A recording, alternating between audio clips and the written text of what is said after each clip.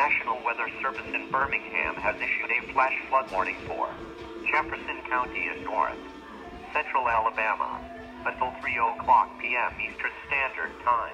At 1 p.m. National Weather Service Doppler radar indicated heavy rain is falling over the warned area, up to 4 inches of rain.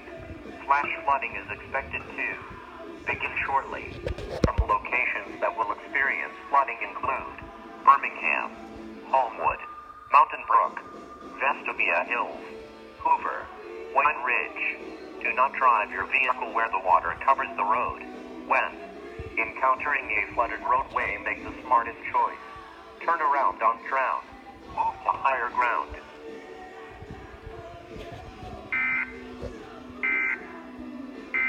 It's 99.9.